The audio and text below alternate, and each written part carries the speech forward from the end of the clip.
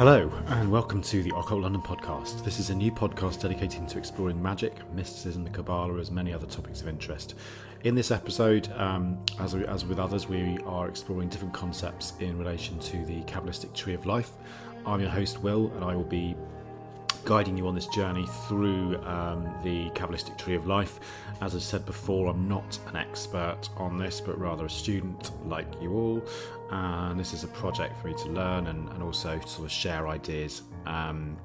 So if you like the podcast, please make sure to visit our website at www.occultlondon.co.uk, where you can subscribe to the show. In this episode, we will be following on from the previous ones and discussing the Sephira of Chesed, which is the fourth Sephira on the Tree of Life, also known as Mercy or Qabalah, and attributed to the planet Jupiter. This is the first Sephira below the Abyss Dart, which we spoke about last week, and so it receives the full impact of the Ain force via the lightning flash from Bina, and is also the second on the positive pillar, sitting directly below Chokhmah and opposite Qabalah. Before we begin, I wanted to read an Orphic hymn to Jupiter, as I felt it might be particularly relevant to this Sephira. So this is how it goes. O Jove, much honoured, Jove supremely great, to thee our holy rites we consecrate, our prayers and expiations, King divine, for all things to produce, with ease through mind is thine. Hence Mother Earth and mountains swelling high, proceed from thee the deep, and all within the sky. Saturnian King, descending from above, magnanimous, commanding, sceptred Jove. All parents, principle, and end of all, whose power almighty shakes this earthly ball. Even nature trembles at thy mighty nod, loud sounding, armed with lightning, thundering God. Source of abundance, purifying King, O various forms from whom all natures spring. Propitious, hear my prayer, give blameless health, with peace divine and necessary wealth. So from that lovely quote from the Orphic hymns, there's an awful lot of different material there, which gives you a bit of an idea about what this Sephira is about expansion, about forms, wisdom, and generosity. So it's definitely worth having a read. In terms of the key correspondences for this particular Sephira, so obviously the title is Chesed, which means mercy. The name of God is Al or El, and the archangel is Zadkiel, which means justice of God. The angelic host is the Chashmalim, which is shining ones.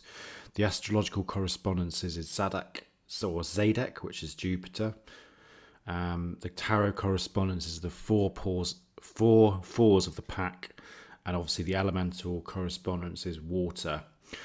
In terms of the path text for this particular Sephira, it goes as follows.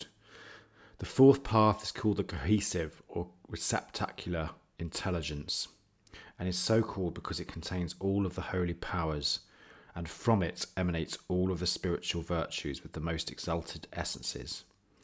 These emanate one from another by the power of the primordial emanation, the highest crown. The magical image of this Sephira is an old and mighty king sitting on a sapphire throne, robed in blue and violet, and a golden crown on his head, and he is also holding a scepter and an orb in his hands.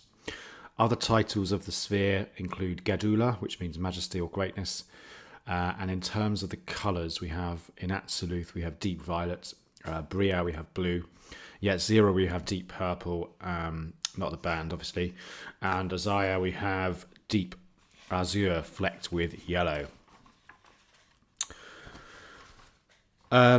In terms of the correspondences, the microcosm, so we have the memory and the ruach, and in terms of the body, it's the left shoulder. Grade of initiation, and this is the Golden Dawn correspondences, would be 7-4, which is Adeptus Exemptus. And those are the main ones. So in terms of the actual sphere itself, let's kind of talk a bit more about that in a bit more detail, just so we can kind of really understand what is happening with this particular sphere. So it's referred to as the cohesive intelligence because it contains all of the holy powers, or the energies from the top three supernal triad. So it's here in Chesed that all the unmanifested power of the Ain is kind of gathered and gradually dispersed down the tree of life into manifestation. This is the first sephira of the microprosopus, or the manifested universe. So prior to Dart being considered to be a sephira in its own right, Chesed is considered to be the first sephira in the formative world. So this kind of explains the phrase, it contains all of the holy powers and from it emanate all of the spiritual virtues. It's the beginning of form, but it's not in the sense of physical matter. It's rather the kind of the concepts and the principles behind forms and the force that enables them to further develop.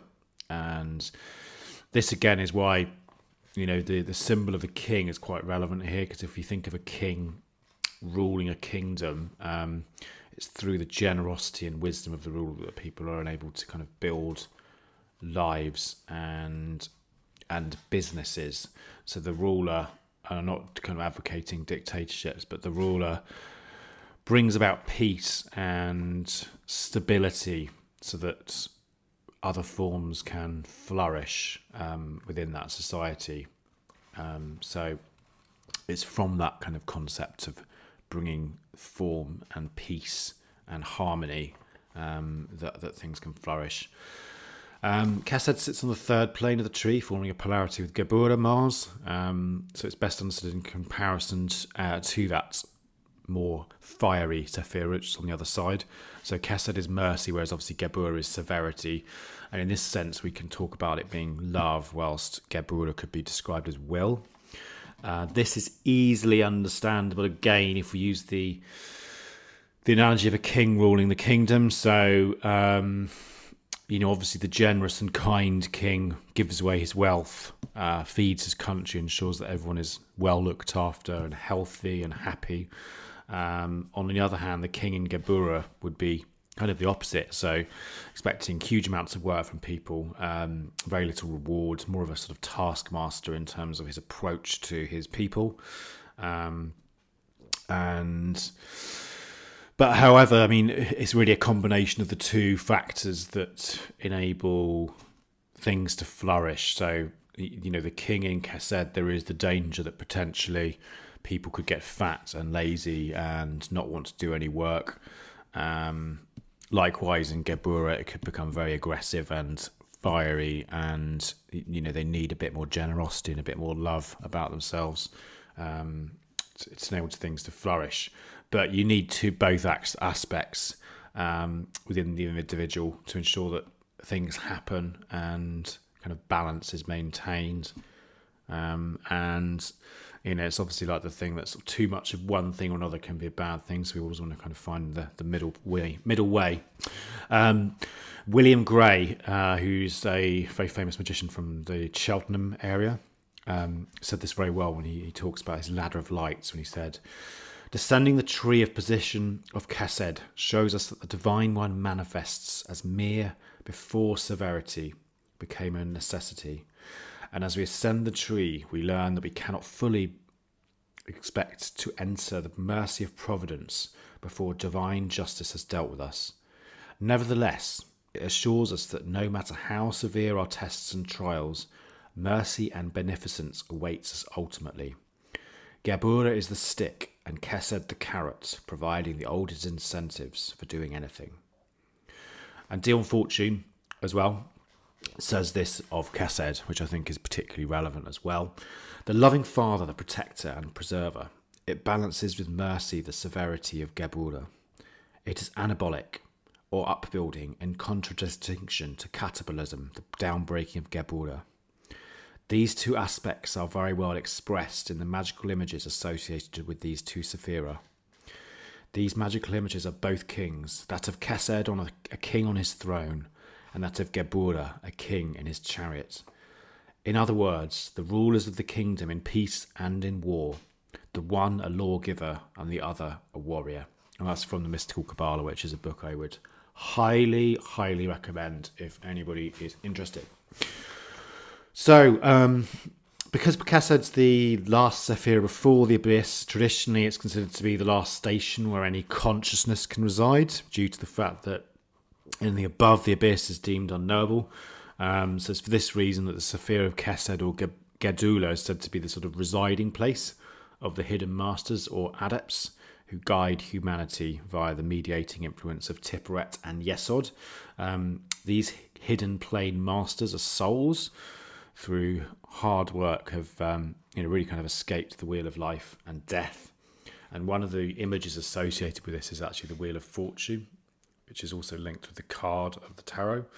And we have other concepts such as the Bodhisattva, which is people that have actually ascended to this level and then chosen to come back and help you and guide humanity. This is these are some of the kind of main points of the Sephira. The virtue of Chesed is meant to be obedience, which fits in very well with the concept of will, Qabalah, and love, which is Chesed.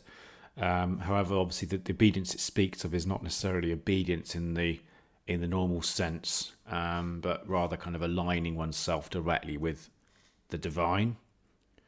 So, for instance, this is another quote from Knight when he says, "At the level of this Sephira, the will of the individual is completely in harmony with the will of God. Thus, obedience does not mean the willingness to take orders. What is implied is that the soul who has achieved the grade of Chesed initiation is so aligned with the will of God that his own will is the same as the will of God, and so he can do no evil. It is completely foreign to his nature."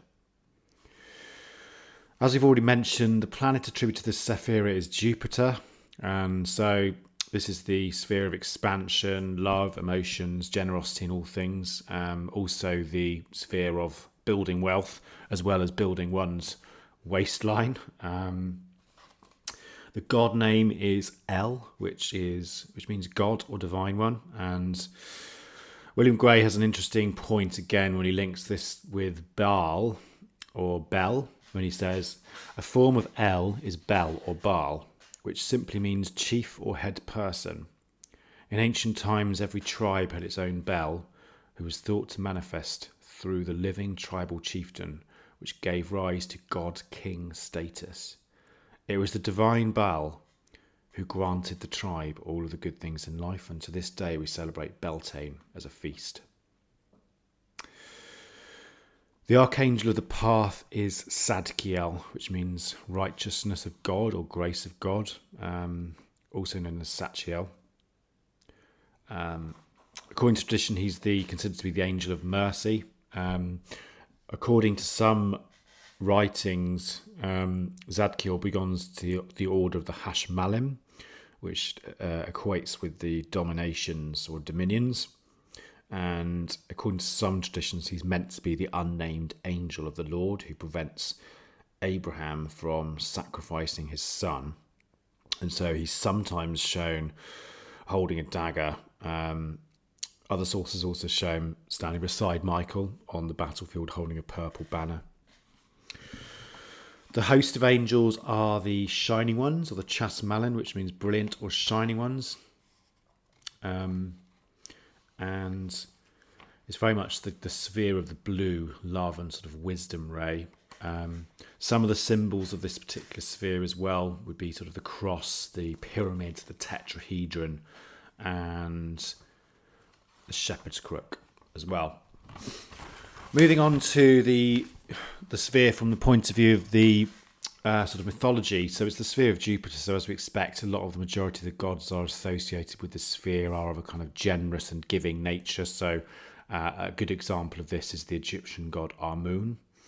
Amun came from when the army of the founder of the 8th century expelled the Hyksos rulers from Thebes in Egypt, and The local god at the time in Thebes was Amun, and he was credited with the army achieving victory. However, he was from that point on seen as the champion of the less fortunate and upholding rights of the poor. So he actually became known as the protector of the road and was worshipped and had sort of many temples built to honour him. And an interesting record of this comes from a votive stela from Deir El Damina, which says, Amun, who comes at the voice of the poor in distress, who gives breath to him who is wretched. You are Amun, the Lord of the Silent, who comes at the voice of the poor. When I call to you in my distress, you come and rescue me. Though the servant was disposed to do evil, the Lord is disposed to forgive. The Lord of Thebes spends not a whole day in anger. His wrath passes in a moment. None remains. His breath comes back to us in mercy. May you be kind, may you forgive. It shall not happen again. Other gods that would be relevant, obviously the element of this sphere is water, so you can also place some of the more watery gods, so things like Poseidon I think would fit quite well there. Other aspects would be things like Odin, Indra, Brahma. One that I think is particularly good way of imagining Chesed is St. Nicholas, so also the original Father Christmas. And if we look at the story of St. Nicholas, he's born in the 3rd century Turkey to wealthy parents. He's meant to have become very wealthy with his parents, so he sort of gave it all away. So there's kind of quite a lot of correlation there with the story of the Buddha. And one of the most famous stories about St. Nicholas is how he had the custom of hanging up stockings came into being. So there was a man with 3 daughters, and he was so poor he could not afford a dowry, so his daughter could not get married. And one night, Nicholas secretly drops a bag of gold down the chimney, which lands in a stocking over the fire. And so that's apparently where the whole concept of the stockings came from. And he's also the patron saint of sailors and had the power to calm storms. So then, again, you get the idea of Chesed being the sort of generous benefactor and also linked with water. So if people want to do sort of further meditation on that, then I think Father Christmas, St. Nicholas could be a good archetype to try and access that particular energy. So anyway, I hope everyone's enjoyed this week's podcast. Thanks very much for joining us. I hope you've found it interesting. If you have any comments or questions or anything like that, then please feel free to get in touch, and please visit our website at www.occupylondon.co.uk where you can subscribe. We're also on Facebook as well, so please get in touch if you are interested, and we will catch up soon. Thanks, bye.